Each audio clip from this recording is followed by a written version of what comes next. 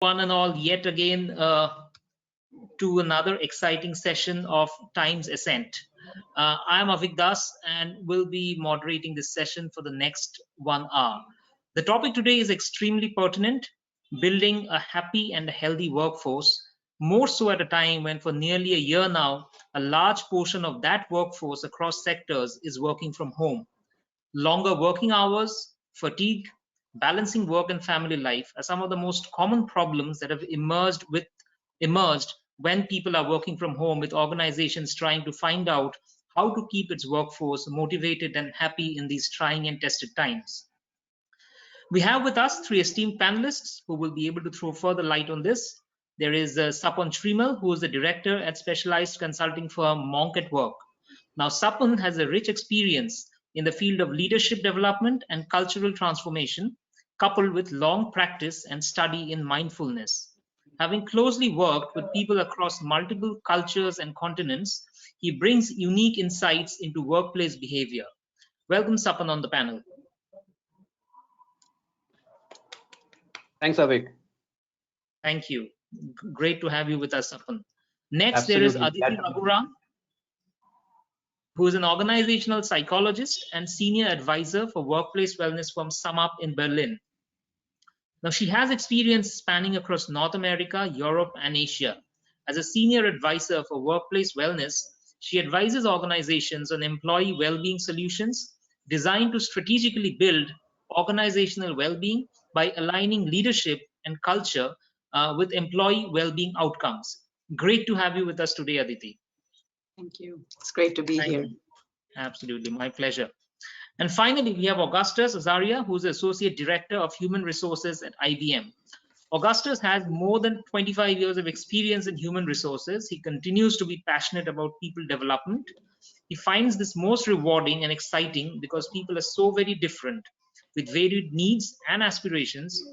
And it's always a constant challenge to align people's desires to corporate goals and strategies. Welcome, Augustus. So great to have you with us. Thank you. Truly delighted to be here. Absolutely, my pleasure to greet all of you today. It's going to be really a packed and exciting session. I'm pretty sure about it. Let's begin. And maybe the first question I'll probably throw to Sapan. Facing how to balance between desires and happiness. If you can, just throw some light. Maybe facing the reality of the current position, how to deliver the most. Okay, and if I am right, Avik, I think when you are saying desire, I think there is a lot of desire inside us, and when they don't get fulfilled, obviously it creates unhappiness. So how do we balance that? We have desires, and there is happiness as well. Am I right? Yeah. Correct. I think there is a lot of talk about having possibly low desires, higher happiness. We should not or have lesser desires. I would take a contrarian view rather, and it's possibly not about balancing desires and happiness, but possibly fine-tuning. Desires can be a source of happiness. I think when Aditi is working on the wellness and leadership, and Augustus is working on developing his workforce, I think the desire that they come out with, it possibly gives them a great boost, motivation, work towards. If I think of helping possibly 1 million people with mindfulness and uplifting their life, the desire actually possibly becomes the seed for happiness. I think, again, as we said, it's about fine-tuning. If the desire is something which is connected with our living life meaningfully, it actually leads to happiness. But if it is more about the vanity, okay, then it is not. That's the first part. But I think again, possibly it may sound a bit philosophical, but I must say that finding our right desires is actually the first key to happiness. But even for our day-to-day desires, I mean, we would want to have a great car, we would want to have a great house, and absolutely nothing wrong in that. We should have that. But important part is to actually enjoy the chase. We know all the Bollywood romantic movies, love stories, all the love stories end with the chase, happily live thereafter. The joy is in the chase. Nobody shows the married life life afterwards. Yeah, I mean, fortunately or unfortunately. Yeah. But the chase, when we are actually trying to achieve our goals, our dreams, every step is such fun. There's so much of excitement and exhilaration in that. The more we are aware and um, enjoying those moments of chase, nothing like that. Got it. Got it. Aditi or Augustus, anybody want to have a go at this before I move on to the next set of questions? I just want to say, yeah, I absolutely agree with Sapan. He said it was philosophical, but I would also add to it and say it's not just philosophical. There's also science that backs this, right? So as long as we are living our lives through the lens of our values, who we want to be rather than what we want to do or what we want to achieve, and as long as we're driven from the inside, our motivation comes from, what kind of life do I want to live and what kind of meaning do I want to get from my life? Then your desires will absolutely lead you to your happiness, if you will. But I also have to say, I don't really like the term happiness so much because happiness is a very episodic kind of thing. I like the word joy better because it comes from the inside, you're joyful. Whereas people think, I need to be happy at all times, but that's just not possible for human beings to do. And that's where we sort of get disillusioned because our expectations don't meet reality. And so I think setting expectations is really key. Like Sapan said, fine tuning and set your expectations in a way that aligns with the life that you want to lead, as opposed to saying, I want to be happy all the time. Let's leave that for Facebook. Great, great.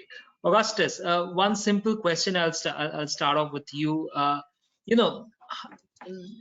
might seem pretty easy, might seem difficult, but facing the reality of the current situation, at a time when the pandemic has struck, a lot of how do you really keep your workforce motivated? There may be a situation in which is pretty common in the last year that salaries were reduced, retrenchments were done. Considering if I take a position of a guy whose salary has been reduced drastically, and you still expect that person to be motivated and to show up every day and work with the same level of enthusiasm, what do you think the organization should do to keep that person motivated and to get the maximum productivity out of him or her? Yeah, let me answer that question in a couple of parts. Okay, so I think the first thing here that the organization needs to understand for the remote employee is that, look, we have a new house guest, and that is our office. Okay, so let's be mindful of the fact that we are in somebody's home. 1. 2, enablement. The person who's working remote needs to be enabled with the right set of tools and technology. Given some things like, does the person have an ergonomic chair, a desk, okay, earphones, headphones, okay? These are some of the things that organizations should do, because it is what I call the duty of care, okay? Then the managers or supervisors, they need to be mindful as well as sensitive to people's time. Sometimes, it is taken that people are available, and we'll have to recognize the fact that people have other things to do and they have certain timings, and within those timings, there is office time, and everybody is not going to be camera ready.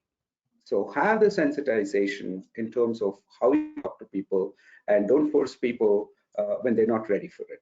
Okay, these are some of the lessons I learned, okay, in the last nine months or so. And how do I use technology, okay, to ensure that he or she is engaged? I have periodic pulse surveys that are going in. Our managers sensitize to us the right set of questions. Can we look at social and sentiment analytics to understand the engagement levels of our workforce? In terms of what they write on social media or they tweeting, are there any indicators, signals? And last but not least, emotional well-being and physical well-being are today on the CHRO's table. Thanks.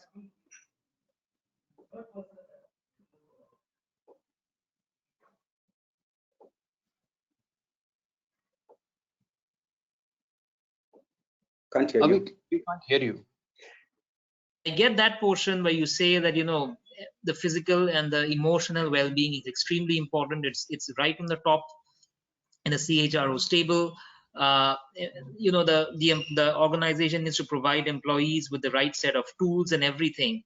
I'm just wondering, you know, I'm in a situation where my salary has been drastically reduced, let's say 40%. And I have to deliver because of course there is the fear of also losing the job. I am probably thankful that I didn't lose the job. I only had my salary cut. How do I keep myself motivated and keep working with the same level of enthusiasm for the, let's say, for the foreseeable future? Yeah. There is no certainty that my salary would be rolled back. How do I keep myself motivated there?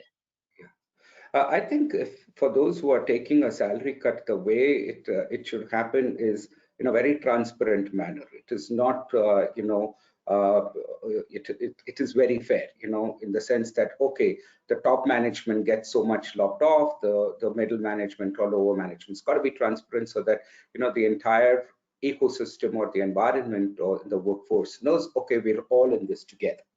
So when you're all in this together is about driving teamwork in it, okay? Saying, look, we have this huge tsunami in front of us, and we have to take this cut for us to ride the storm. It's better than being out of job, you know, at a time like this, because along with, you know, a salary cut, you at least have insurance and various other benefits that will help you ride the storm. See, it's about telling people that I know this is going to be a pinch on your pocket, but you know, we'll all have to take this as a sacrifice. We have to make a challenge. There needs to be this resurgent war cry and strong leadership that enables people to work together as a team. And unless you have strong engagement, you will not do this. But undergirding that is recognition. So while somebody is down at whatever percentage of a salary cut, you need to recognize that that person's output is not 40%, but 110%. Thank you. Got it. Sapan, you want to also take a shot at this? How would you probably would have addressed that? So I'm with Augustus and especially when he says duty of care. When we're looking from organization side, I think the two things, care, I think, and care is not just a word. I think when even if the salary cut has happened and the management with lot of care says, look, I mean, if we have to continue, if we have to survive, and if we don't have to lay off people, okay, that is a much harder decision. We are forced to do the salary cut, and you know, we do care, we will do everything to restore. I know of an organization who just rolled back all the salary cuts. Rolled back in the sense they actually paid back all the salary cuts that happened that time. Okay, that shows the genuine care, that it happened because of some forceful nature, but when we are able to, we will do everything. This real sense of and genuine sense of care, not, you know, just the social media care or, you know, that brownie points. It's a real care. And second is communication. And when we are talking about communication, it's not about communicating something. Obviously we got to communicate rightly, but it's more about listening. How much are we connecting with people on their emotional side? Believe me, even if there is a salary cut, and if a manager talks to this person on a one-to-one, heart-to-heart basis, understand what this person, what he or she is going through, believe me, this person would not leave the job, because they know there is someone who is there to take care of me, someone who has a concern for me. Okay, and these are softer things, but you know, human beings are emotional beings, and if you don't take care of their emotions, believe me, I mean, we just cannot do any rational work as well. Okay, just adding to the point from the person's angle. So what should the person do who has got possibly the 40% salary cut? Okay, and here again, you know, there is no easy way out. One thing I would definitely say not to do is trying to cover up those feelings and say, okay, everything is hunky-dory, everything is fine. Okay, it is not. Okay, when somebody gets worries, I would rather suggest face it, really face it the way you are feeling it, because I've seen the biggest problems that happens is whenever we are getting any concerning situation, the mind goes into a very turbulent situation. The amygdala goes on the overheated part, and in those situations, if you try to just give yourself a consolation and everything, believe me, it actually doubles the struggle, because the emotional turbulence was there, and on over and above we are just trying to put some surface level consolation, which does not work well. Believe me, the crossing over the whole path, when I am worried, when I am afraid, looking at that fear face to face and knowing and accepting, yes, I'm afraid, okay, and it's okay to be afraid, okay. Believe me, the turbulence level goes down, and that's where the person would come in a better position to say, okay, what do I do now? Otherwise the internal struggle would just continue.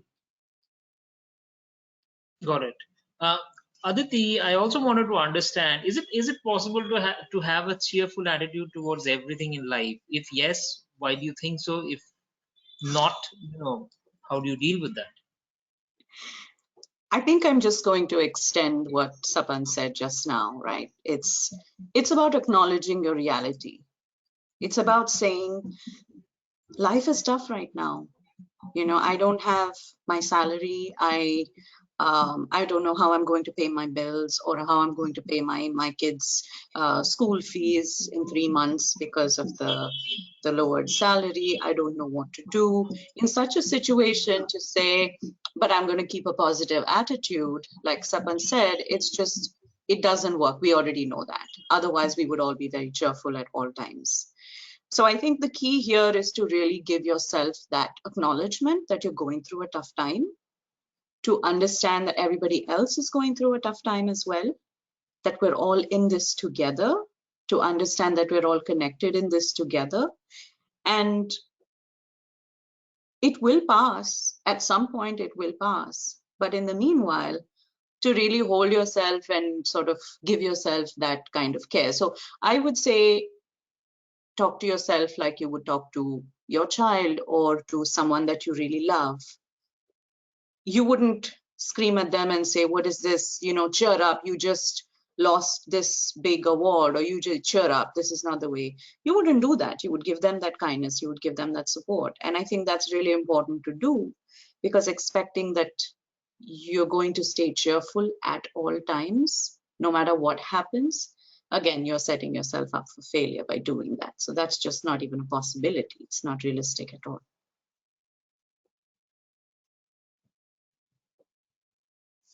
We don't hear you. Yeah. How do you actually keep your head high during all these crises? What are some of the positives? I mean, let's say, how do you think positively amidst all this crisis? There would be moments of mood swings. There would be moments or days, maybe I would be extremely depressed. I would be extremely down. How do I still ensure, I may be depressed, but life goes on. How do you ensure that I keep doing what I'm expected to do, fulfill the responsibilities, but and still maintain a bit of a positive attitude? How do you do that? That's such a great question, because that's something I'm teaching my son. I'm teaching a lot of people in my life as well. I think what we do is we think that what we feel right now is the most important thing, which is not entirely true, right? So for example, it's very cold outside. I don't want to wake up and go for a walk. I don't feel like it. That's a voice in my head. Should I say, okay, I don't feel like it, therefore I'm not going to go? Or what I can do is also acknowledge that voice and say, I hear you. I hear that you don't want to go for a walk right now, but I'm going to do it anyway, right? Because you're keeping in mind the long-term vision of what makes your life meaningful. And this goes back to what Sapan had talked about earlier as well. As long as you're driving through that lens of what makes my life meaningful, it's easier to sustain that positive attitude and keep doing what needs to be done. But if you're going to expect all the external environment to be perfect for you to feel wonderful, and then you'll do whatever you need to do, that's not going to happen either, right? So it really is a question of, is my feeling in this moment the most important thing? Most often it's not. If you give into your feelings all the time, you're not going to do anything. So basically, I would say just mindfulness is very important. Make sure that you are aware of the thoughts that are going on in your head. Then you can catch yourself when you say, I really don't feel like it. And you can question and say, do I really not feel like it because I'm physically unable to? Or is it just because I don't like to do something? At that point, you have a choice and you can say, okay, I'm going to do it even though I don't like doing it. Or if you're really tired after a long day and you don't want to do something, then you say, you know what, I really am tired. So I'm going to be kind to myself and get some rest in some other way. I think great points, Aditi. I think the most important thing is not to be probably too harsh on yourself in these moments. I mean, there are probably things or events that are probably beyond your control, over which you do not really, I mean, you can't be held responsible for everything that happens in your life. I mean, there's something that's really beyond your scope. Great points. I'll move over to Augustus, and this question can also be taken by Sapan. How does IBM ensure that in these long working hours where people are probably glued onto their screens for about 9 or 10 hours every day, how do you ensure that the workers stay motivated and healthy, and how do you maintain their health? I can start with Augustus, and then Sapan can take over. Sure.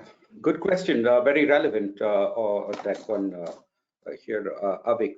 So there are various things, right? I started first on my earlier question. On my earlier answer, I said we are also looking at, pulse and how engaged employees are. Now, riding that is how happy are they or how healthy are they, right?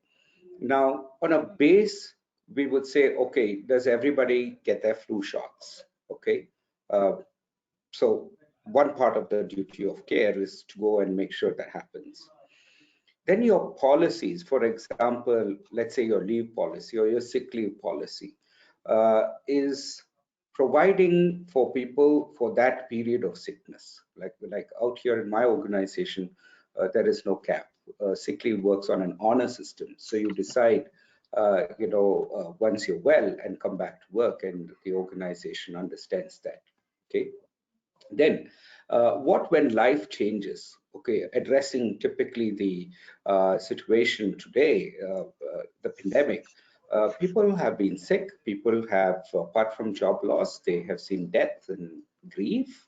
So you need to have a very strong employee assistance program where the employees are confident that they can go to a place and share what challenges that they are facing in an environment that is truly private, confidential, and their manager or anybody does not know what they're going through.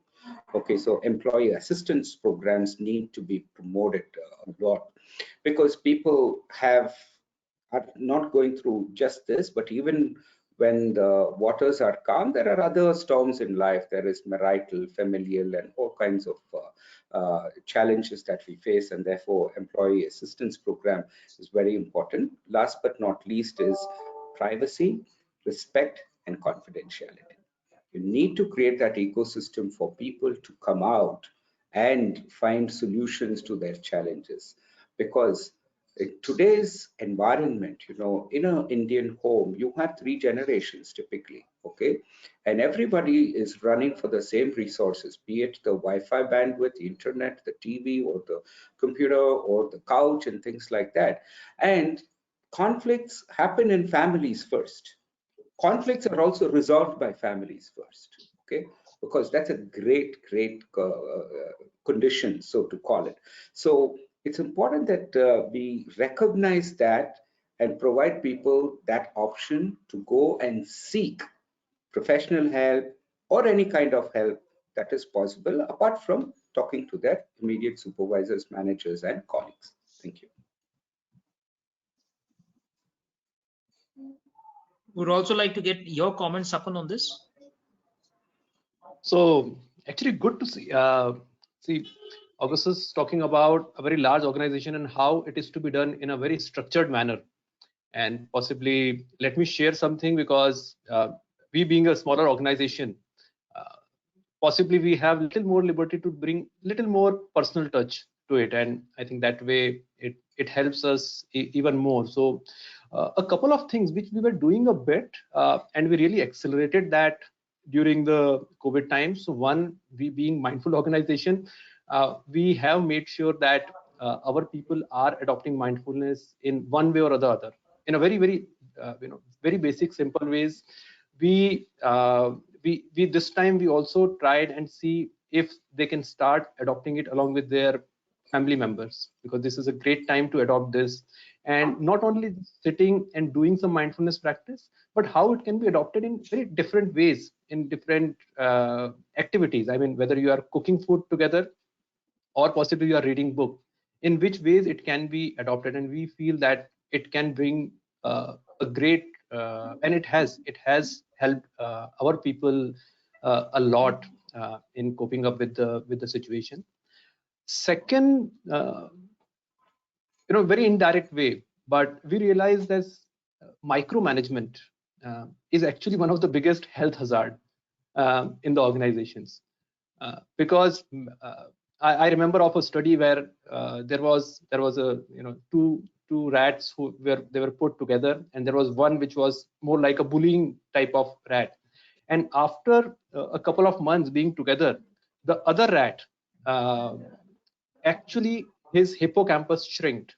Can you believe that? I mean, and hippocampus is important for our memory and a lot of important cognitive brain functions, and that can happen to many other parts of the brain. The same thing happens when a bullying boss or a micromanaging boss is sitting on your head. Okay, and we have been very particular about it, and especially during the COVID times, you tend to, because you are working remotely, so as managers, people would tend to do little more micromanagement because they can't see people on a day-to-day basis. And this is what we made sure that we actively discourage. That doesn't happen. Rather, we have a policy of reverse managing, where we say we will not follow up, managers will not follow up. Rather, the team should become the reverse followers, and they should say that this is not happening and why you not approve that. So we very strongly follow the reverse managing philosophy, and that we we became even more conscious and more active during the COVID times. Thank you, Sapan. Aditi, the next question to you. As you advise organizations on employee well-being solutions, very pertinent in the pandemic times. What do you think some of the challenges that organizations are facing, and what sort of advice are you actually providing them? How are you actually helping them tide over this crisis? Yeah, yes, that's a good question. And there's two parts to this question. The first one is that the issue that they're facing, right? The issue they're facing is that a lot of organizations don't really know what's going on with the people. They're very siloed in a way. So you have the leadership with their values and other things. This is our organization, these are our core values, but nobody's actually doing anything that aligns with the core values. And I think the people are really struggling because of that. The employees are struggling. What I see is as the greatest challenge right now is for the managers who are stuck in between the senior leadership and their teams. And they have to sort of take the pressure from above, but they're also taking the pressure from below. And somehow everyone's looking at them to say, handle your team. Everybody's freaking out in your team, or they're not feeling well, or they're not producing. And so there's this pressure for middle management to sort of step up and do whatever they can, but they're human. And they need that support, and they don't know where to go for that support. So I think that's one of the most challenging things that I see around me, world over, not just here, but everywhere in the world. I'm seeing a lot of middle management struggling with this issue. The way in which I support companies is, of course, I bring a holistic picture to how to manage well-being, right? So I'm not looking at let's do these workshops or let's send these teams on a team building trip on an offsite or something like that. It's much more comprehensive and very close to what Augustus was talking about. But I would also add that there are three pieces here. There's the leadership that you have to have buy-in from the leadership, where they actually believe that well-being is important and not just something to pay lip service to. Then there's the environment, the physical environment, as well as the emotional environment, the psychological environment. So your physical environment is, of course, your setup, your office space, this and that. But your psychological environment is that space that Augustus was talking about, that space where people can come and be honest and speak up to their managers or seek the EAP assistance. A lot of people won't seek it because they're afraid of somehow being stigmatized, or if they call EAP, will their managers get to know, and will that somehow affect their promotions? And so this is so you have to create that safe, psychological safety is what it's called in technical terms. As you have to create that safe environment. And finally, the third piece is the individual piece, where the resilience of individual employees can be worked on through things like mindfulness and other types of exercises. And I think the common thread for all of this is just the fact that we are so isolated right now. Loneliness is a big problem. You are not alone in the sense that a lot of people around you, but loneliness is one of those things. It's an emotional experience. So you're feeling lonely despite being surrounded by a whole lot of people. And I think that is something that needs to be addressed, that's not being addressed. And that's also something that I talk to organizations about. Thank you, Aditi. I think one of the common themes that's emerging out of the discussion is how the physical and the emotional well-being of employees is becoming more paramount. What Augustus harped on, it's right on the top of the CEO's mind, and I think what the pandemic does is probably not restrain those those issues just to a point of lip service, but the company is actually taking steps to address those issues. Sapan, my question is, what steps do you think, maybe the three most important steps that you think organizations should do to invest more in human capital in these current circumstances? So, when we talk about invest, the biggest investment, more than the time or money, is actually the attention. And attention, when I'm talking, obviously the individual attention as we talk about, but attention more in terms from the leadership and from the HR teams and from the leaders to identify the symptoms and the issues. Most of the times what happens, see, the biggest issue with any aspects related to emotional and well-being aspect is that these are so indirect, so intangible, and so hidden. I was reading a report where it says 14%, 14% employees wanted to hit out at the co-worker, but they didn't. Okay, fortunately, but they wanted to, and this itself is bad. This is hidden, but is there, and the cause was stress. Okay, and we know, the biggest cause at this point, research also shows the biggest cause of stress in people's life, unfortunately, is coming out of work. And it is so unfortunate. The workplaces should have been the sources of happiness and purpose and meaning and relationships and all that, and we are going on completely opposite direction. The first is having that awareness that it is bad. In US, $300 billion loss happens just because of stress. And for India also, figures would be similarly staggering.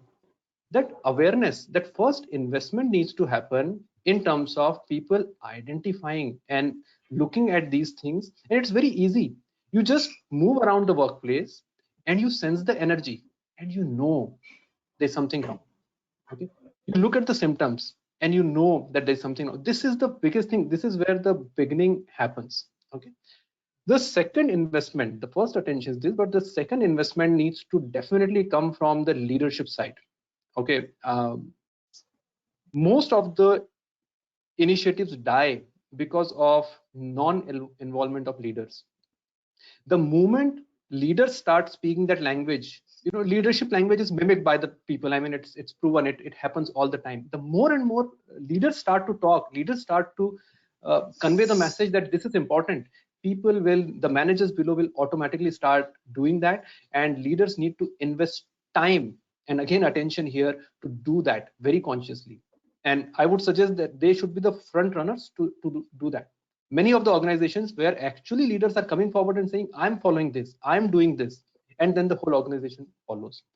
And the third investment, and it's a very important investment which generally gets missed out, is in champions. We have so many case studies with the programs that we have done, that we did the program and there were so many leaders who volunteered, who came forward. Some of in the construction company, somebody is going on the site at their own and taking the orientation for people. They are not asked for, they are not, they were not told, it's not there in their KRA, they're not getting anything, not possibly even recognition, but they feel so strongly, oh my God, this is something which is so good and I really want to impart that.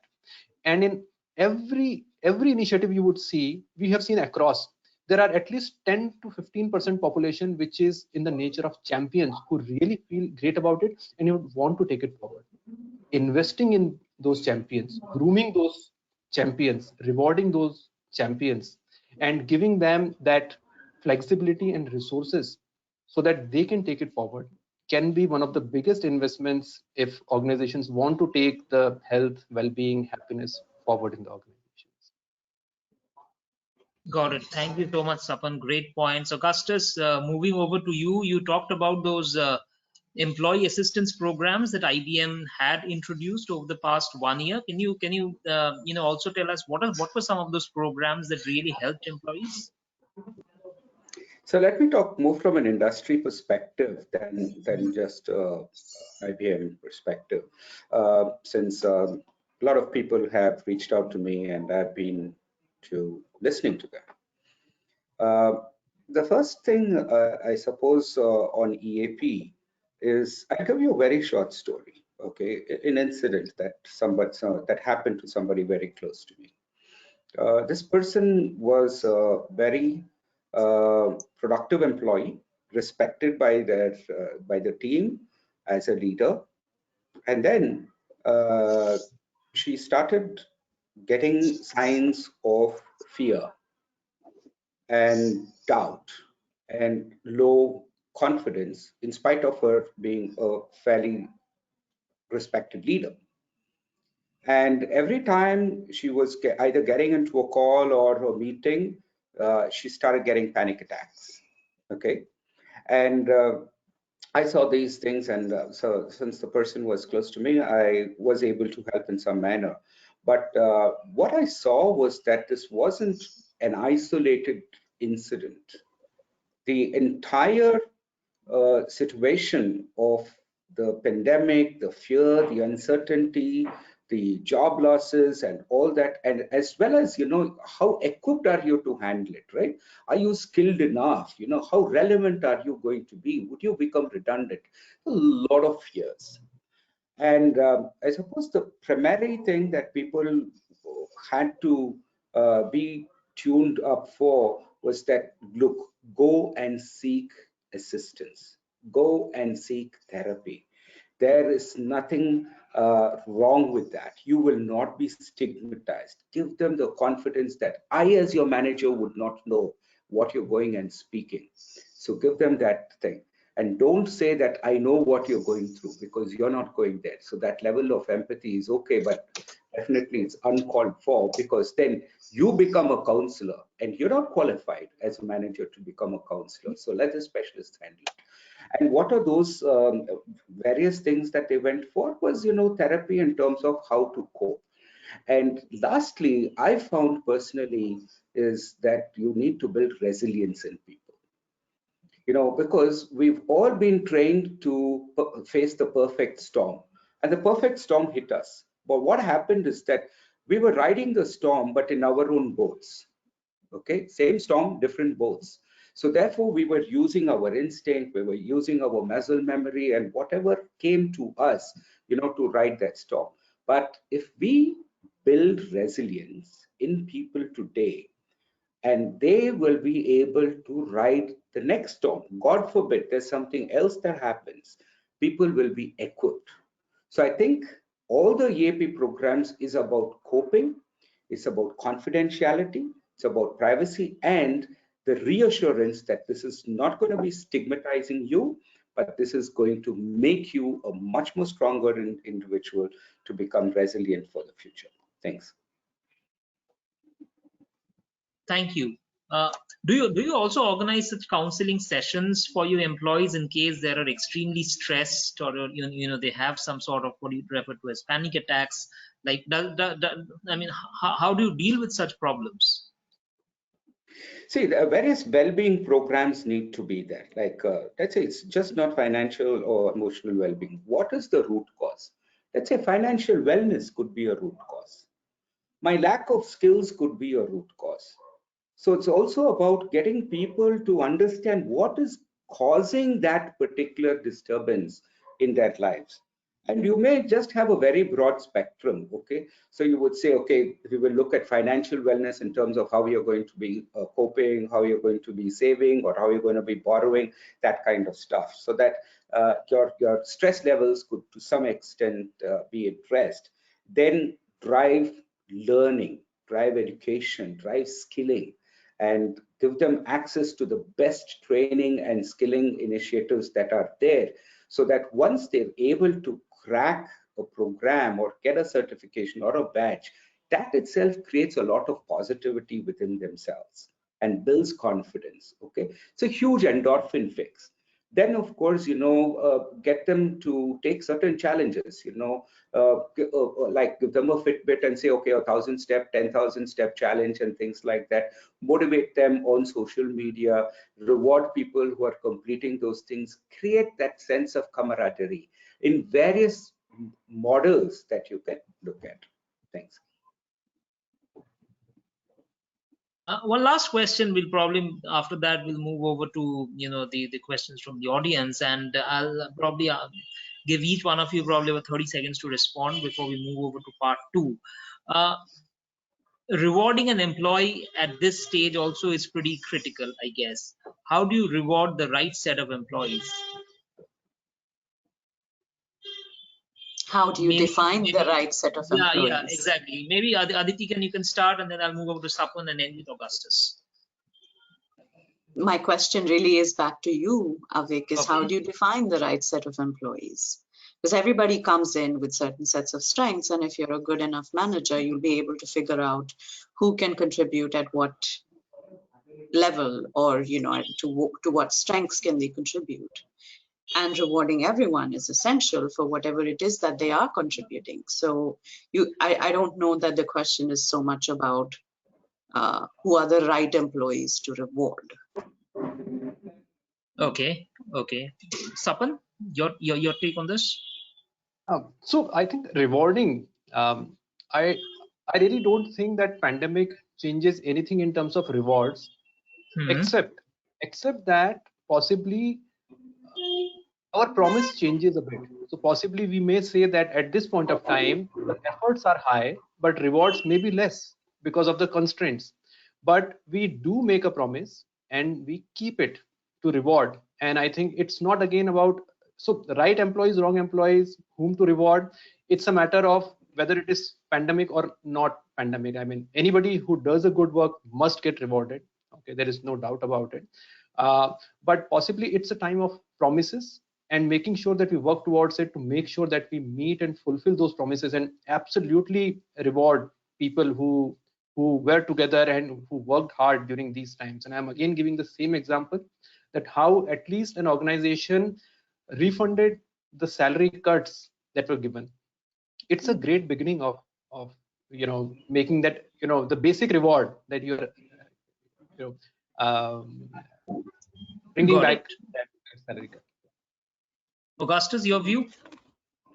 Yeah, so Avik, I think the first reward here is recognition of that employee's contribution in a difficult market or societal scenario that we are facing today. Okay, and also we need to understand that the business is going through a very complex and competitive phase too. Okay, the business challenges are many. There is a lot of uncertainty even for the business.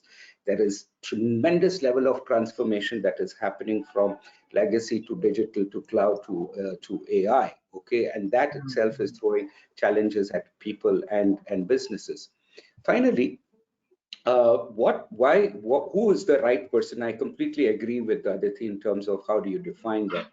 But recognition is so important. And therefore, for someone, we have to go and say, look, in spite of these tough and difficult situations, you have stood out.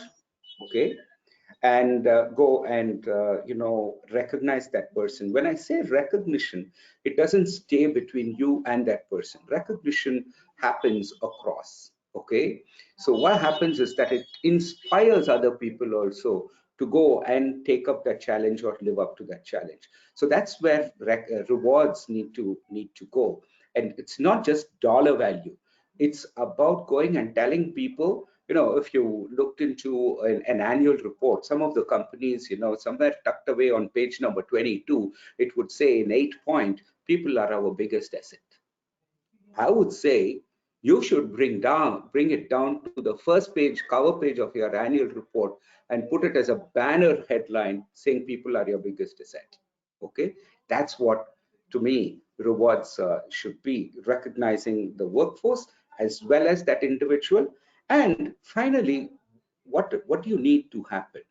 You need to drive innovation. You need to drive business success. You need to have that differentiator. So create that ecosystem. That's what I would suggest. Thank you. Correct. I'd just like to add a quick thought here. Go ahead, Aditi. In addition to recognition, though, I think that there are other ways to recognize. Basic recognition, if it's not followed through with other things like, for example, allowing people to maybe some time off to work on projects that are interesting to them, that's inherently motivating for them.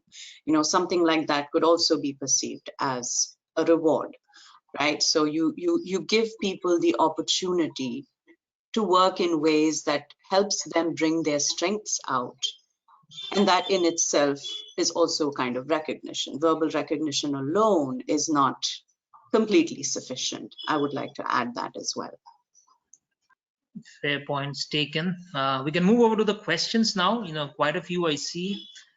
The first is from Priyanka Sharma, and she asked, and this is something that we have discussed right from the beginning today, what initiatives were taken by your organization for a healthy and happy workforce? Maybe 1 point each, Augustus, Sapan, Aditi, and we'll move over to the next. The first point I would say is workforce enablement. Enablement, like I said earlier, okay, is to make sure that the person has an ergonomic chair, has earphones, is fully equipped to be productive. Correct. That would be my take. And of course, that person's wellness in terms of emotional and physical well-being. Thank you. Great. Sapan, your take, 1 point.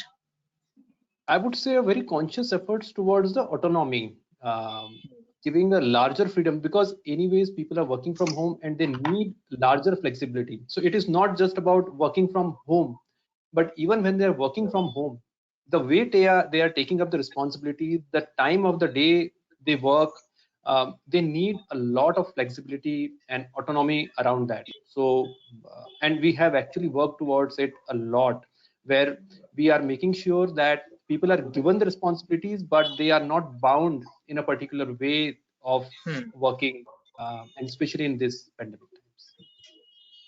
Okay. Aditi, your take? Yeah, hire someone, if possible, a team, if not, at least an individual to oversee the wellness efforts in the organization, because the onus cannot be on individual managers with all of the things that they have to, their deliverables and so on and so forth. This is something that they have to be trained to do.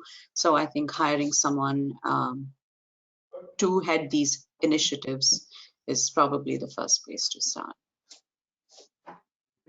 Aditi, hang on. I'll probably direct the next question to you. It comes from Harpreet Singh, and he asks that how to use research and data to support happiness of employees. That's a great question. I don't know if his or her organization has a people analytics team, but with using HR analytics, people analytics, it's about finding ways to create the right kinds of surveys, to collect the right kind of data, and to well-being data, for example, through engagement surveys. You can use your engagement data to do that. You can do your physical health data if you collect. You can use that as well. Things like turnover rate, employee turnover rate, how frequently do people quit, what are the reasons they give for quitting, harnessing that data to look at well-being outcomes. So there's a lot of different ways you can use data to support your well-being initiatives. And research, of course, there's plenty of wonderful material out there that one can use to even create, your well-being surveys or whatever. There are already validated measures you can use that are out there. A little bit of a search and you can get good measures that you can deliver to your employees. Okay, great. Thank you. Thanks, Aditi. The next question is from Lakshay Kumar. Maybe Sapan, you can take this. How HR leaders can create a focused plan to deliver the changes that will enable their people to go from surviving to thriving. Okay, so we have to really, break these into chunks, because when we say surviving to thriving, we are talking about a big attitudinal change, big psychological change inside people's mind, and again, that's not something which can happen immediately. So now, possibly bringing that piece and using the word, borrowing the word from Augustus, he used and emphasized the word resilience, and possibly, if we bring it down, that possibly your first beginning could be about resilience. And that's where possibly you may start looking at that people thrive, and for thriving they first need resilience. For resilience, what do you need? You definitely, so resilience, external situations can be very challenging, and challenges will never stop. So making sure that people are resilient is the baseline. How do you go about creating resilience? Again, we're talking about thriving is the next question. And again, there are many ways in which we can enhance productivity and a lot of things. And you download a software and you create a productivity hack.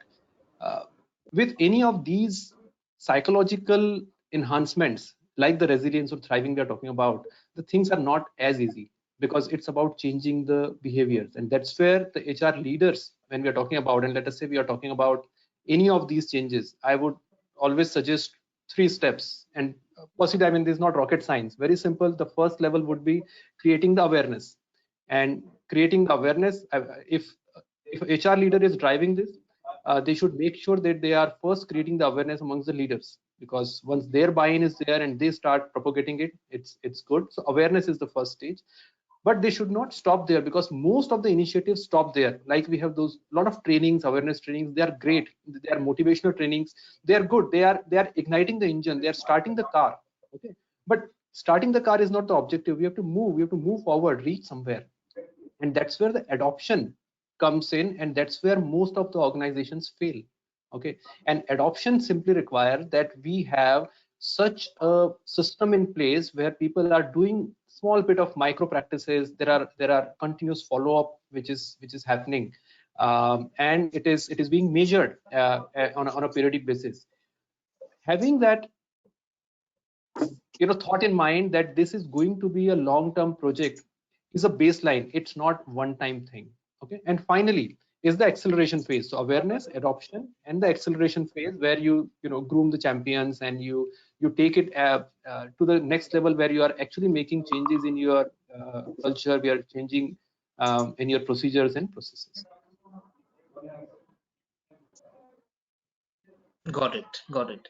The next question is also from Lakshay. I will probably request Augustus to take this.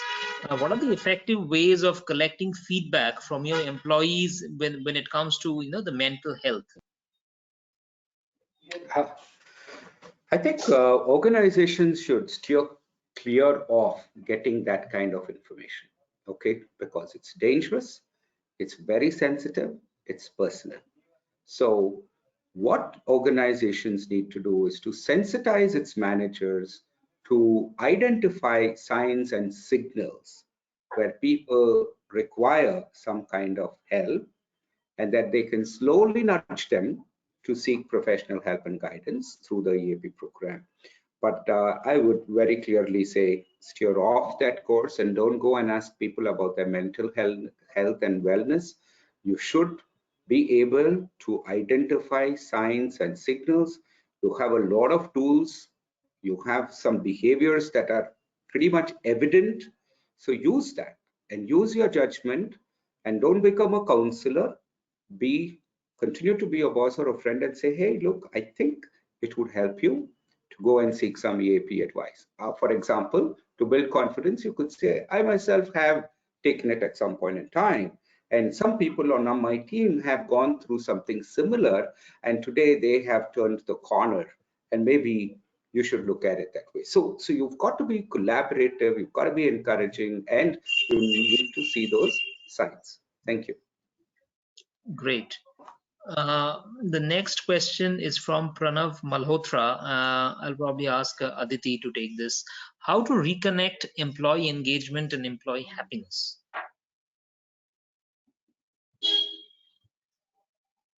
Okay, so I'm going to give this respond to this from an academic's point of view, because it's important to understand that there is employee engagement is not really a thing. Nobody really knows what employee engagement is, right? Everyone assumes that it's one thing or another, you know, you're this, you're that. Most employee engagement efforts and research has not linked to productivity. Okay. Right? It links to well-being. So, and well-being is very different from happiness. So in trying to sort of link engagement to happiness or to productivity or performance, that's actually erroneous in the first place. At best, people might have a better experience at work, but it's not something that you tie with happiness as such, right? I think if you want to look at happiness, the better way to go about it is setting realistic expectations, to understand in the first place when you hire people, or you know, when they've already come into your organization, what are their expectations from their role, from their manager, from their team. Are these expectations realistic? Are you meeting these expectations? What are the expectations from themselves as individuals? Some people come in wanting to really do the best they possibly can, work 60, 70 hours a week, and then they're really disappointed when they don't see proportional results, right? So it's all about setting those expectations and then coming to sort of a common understanding with your team, your manager, and yourself as to whether these expectations are realistic or not. How can we meet them in the best way possible? Thank you, Aditi. We probably have the last question of this evening. This is from Priyanka Sharma once again, and she asks that discuss about the short and long-term challenges HR leaders face in reinventing their employee engagement model. Sapan, you want to have a crack at this? Okay, so let me take this when we say employee engagement in a little larger level, as Aditi also mentioned. Okay, and we talk about engagement, well-being. We are talking about helping out our employees, you know, and it all boils down to the employee care. Okay, so I think one of the biggest initiatives that should be taken, and you know, there is always a buzzword saying every manager should be an HR manager. Okay, now it's been talked about, but very rarely it's actually being implemented anytime. But orienting managers, the line managers, functional managers, in genuinely caring about the employees. And there are two very simple things. Okay, one is patience. People think it's a waste of time to talk about some general things and emotional stuff. They need a clear orientation of when you talk those emotional aspects with people, how much the person gets engaged with you, how you as become leader become more trusted, more acceptable, how it directly gives you the larger leadership trust and respect. People need to be given proper awareness and orientation in the caring part, and real genuine care part. So this is something which is I don't know, long term, short term, because it has to begin and it can go on for a, definitely, or for a longish period of time. But this is one definite suggestion I would say. Every organization must begin at the soonest.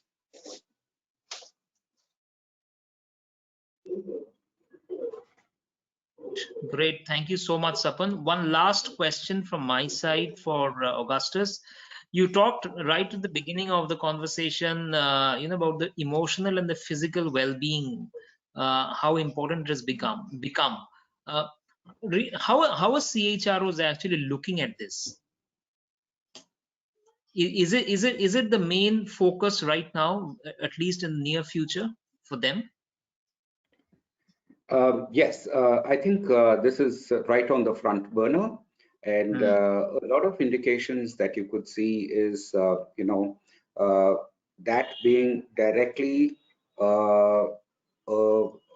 that being directly connected to engagement and productivity. Okay.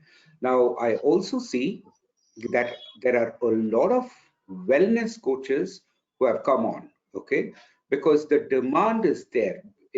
Irrespective of the size of the organization, I think there is a huge demand. And as I see and speak to these wellness coaches, I'm seeing that there is a greater and greater need.